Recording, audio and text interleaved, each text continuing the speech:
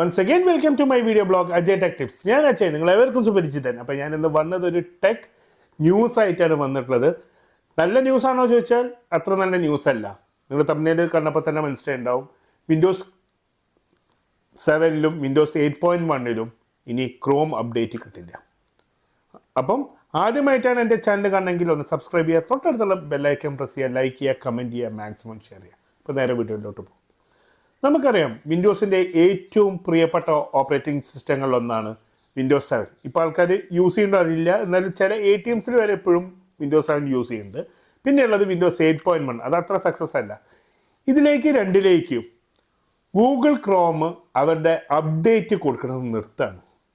ഇപ്പോൾ as it is ഉള്ള Chrome version കിട്ടും, പക്ഷെ അപ്പം സെക്യൂരിറ്റി അപ്ഡേറ്റ്സും പാച്ച് അപ്ഡേറ്റ്സും അതിലേക്ക് കിട്ടില്ല. അങ്ങനെ കിട്ടാതെ ആയി കഴിഞ്ഞാൽ തന്നെ നമ്മളെ ബ്രൗസിംഗ് ഒക്കെ സെക്യൂർഡ് അല്ലാതെയാവും. ക്രോം പറയുന്നത് വിൻഡോസ് 10ലേക്ക് വരണം, അല്ലെങ്കിൽ 11ലേക്ക് വരണം എന്നാണ്. അങ്ങനെ വരുമ്പോൾ സിസ്റ്റം അപ്ഗ്രേഡേഷനും കൂടെ നമുക്കതിൽ ചില കേസിലൊക്കെ ചെയ്യേണ്ടി വരും. ഈ വിൻഡോസ് 7 എന്ന് പറഞ്ഞു കഴിഞ്ഞാൽ ഒരുവിധം ആൾക്കാർ മാറ്റി 10ലേക്ക് പോവാത്തതിനുള്ളൊരു കാരണം വിൻഡോസ് 7ൻ്റെ ലാളിത്യമാണ്. ആ ലാളിത്യം 10ന് ഉണ്ടോയെന്ന് ചോദിച്ചാൽ ഇല്ല. ഇറങ്ങിയപ്പോൾ അത് പാടെ ഫ്ലോപ്പ് ആവാനുള്ള കാരണം തന്നെ ഈ ഒരു ലാളിത്യമാണ്. XPൻ്റെ അതേ ലാളിത്യം തന്നെ എന്തിനുണ്ട്, വിൻഡോസ് 7ലുണ്ട്.